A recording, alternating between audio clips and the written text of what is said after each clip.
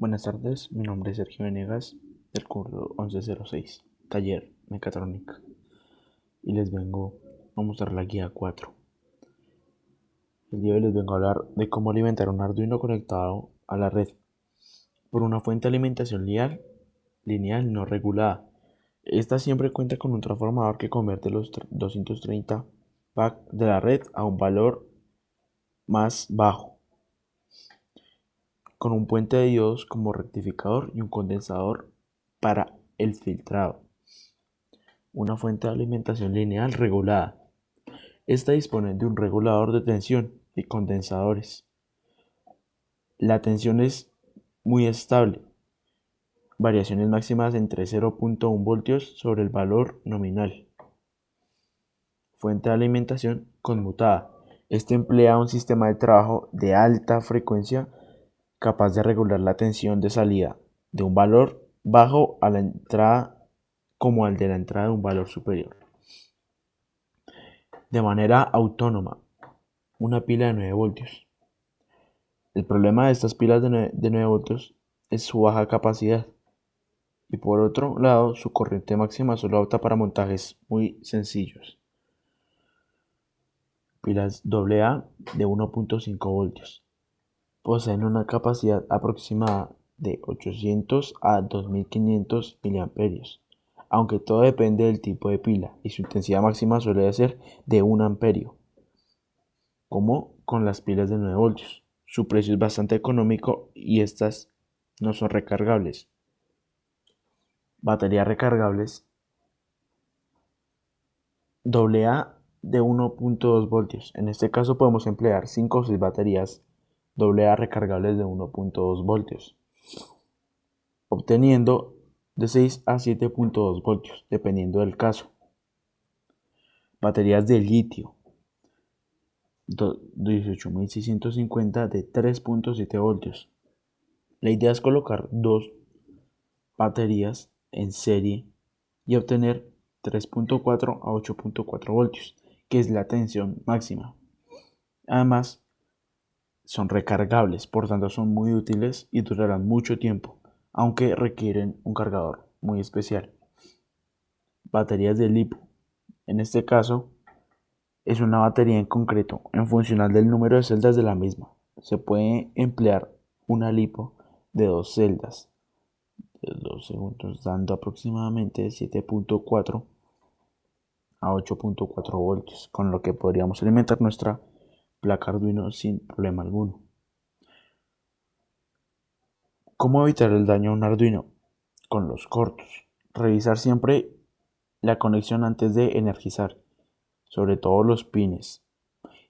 Y si tenemos un multímetro y tenemos muchas conexiones, podemos medir conductividad entre tierra y otras pines para asegurarte que no haya ningún corto. Las sobrecorrientes. Revisar siempre el consumo de corriente que requiere el dispositivo.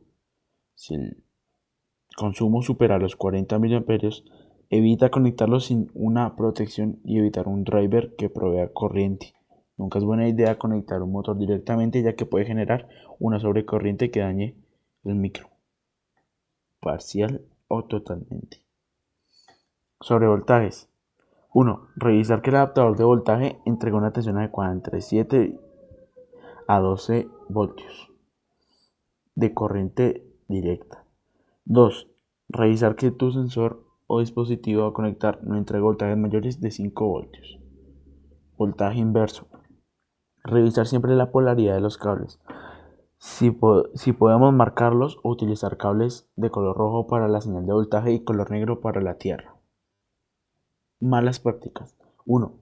Un lugar de trabajo limpio. Evitar tener vasos, bebidas cerca o alimentos que se puedan derramar. Y si no, evitar que estén destapados. Usar fuentes de alimentación estables seguras y igualmente verificar que los cables que se usen estén en buen estado.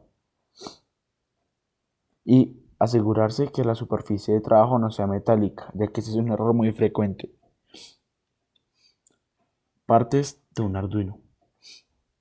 Potencia, USB y conector de adaptador. Cada placa Arduino necesita una forma de estar alimentado eléctricamente.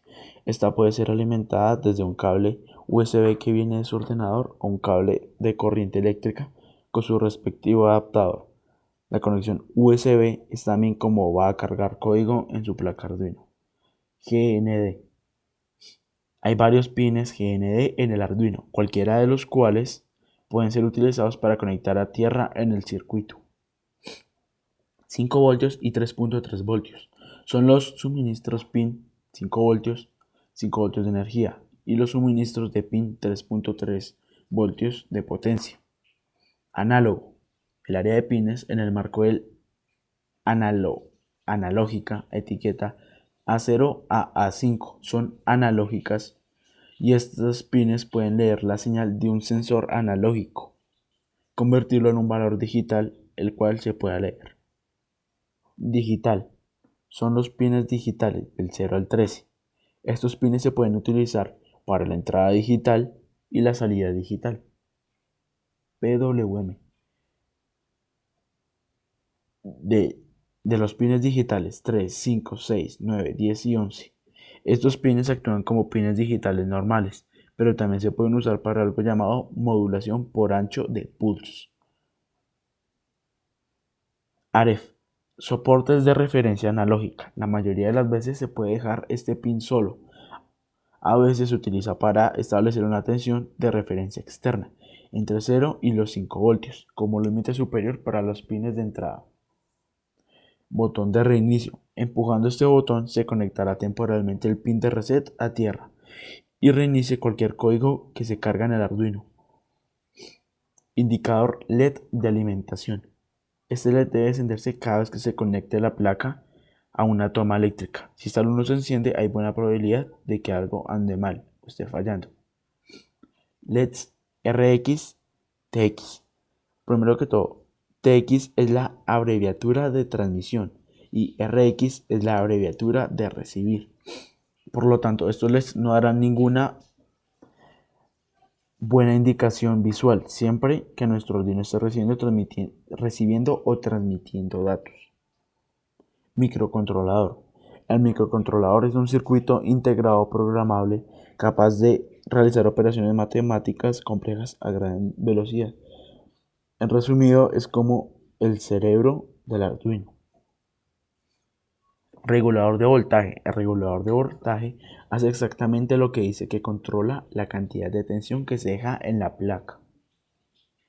Ahora voy a hablarles de los sensores. El joystick. El funcionamiento está basado en el movimiento en 2 dimensiones de una palanca. Este es capturado por 2 potenciómetros, uno para cada movimiento.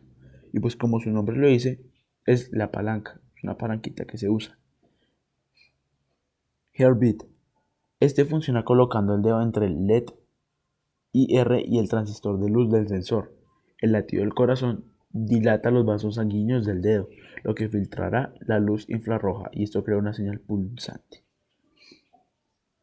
Light Cap.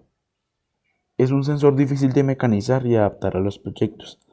Por eso no suele usarse mucho, a veces los ponen en las esquinas de los coches y así cuando vuelcan o reciben el golpe informarán al Arduino y también se iluminan creando el efecto curioso.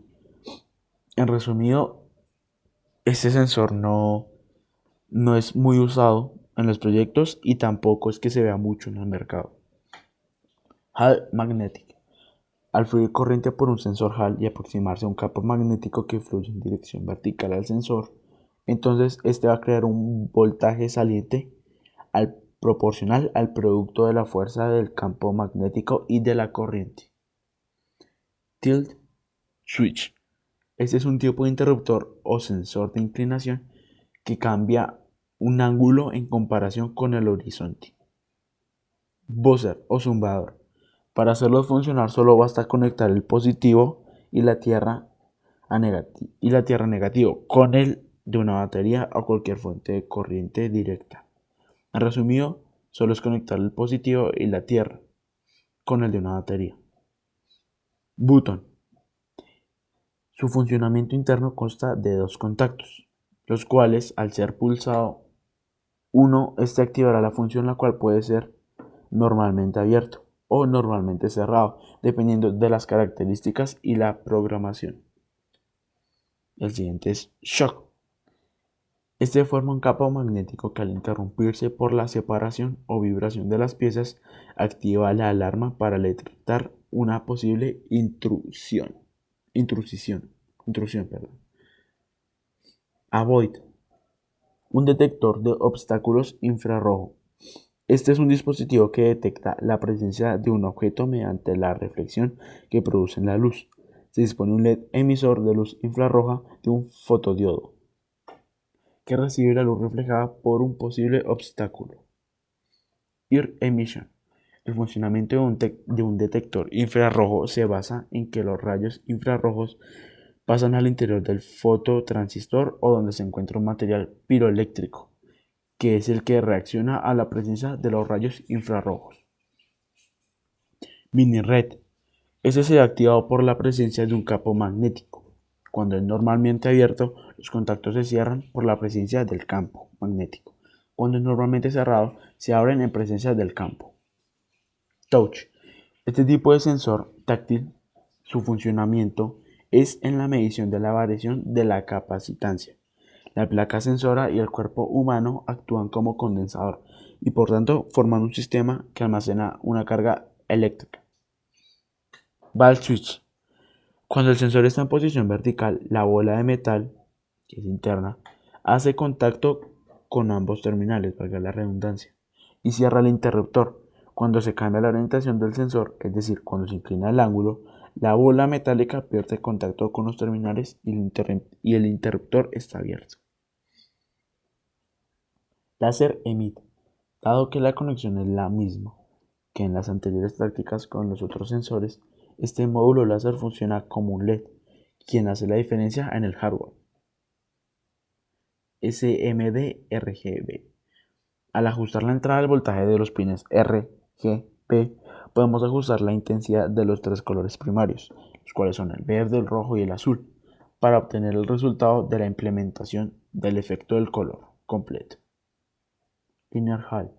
Al fluir corriente por un sensor Hall y aproximarse un campo magnético que fluye en dirección vertical al sensor, entonces este sensor creará un voltaje saliente proporcional al producto de la fuerza del campo magnético y de la corriente. 7 Color Flash. Este módulo está compuesto por un LED emisor de luz de alto brillo y una resistencia limitadora de superficie para proteger el LED. Este LED es simplemente decorativo. Por toda la gama de colores que muestra automáticamente suele incrementarlo con 5 voltios. Es decir, este es compuesto por un LED emisor de luz y pues el LED es simplemente decorativo. Rotary encoders. Los encoders convierten el movimiento en una señal eléctrica que puede ser leída por algún tipo de dispositivo de control en un sistema de control de movimiento tal como mostrado o PLC. Y este pues y es similar al potenciómetro. Eso fue todo. Gracias.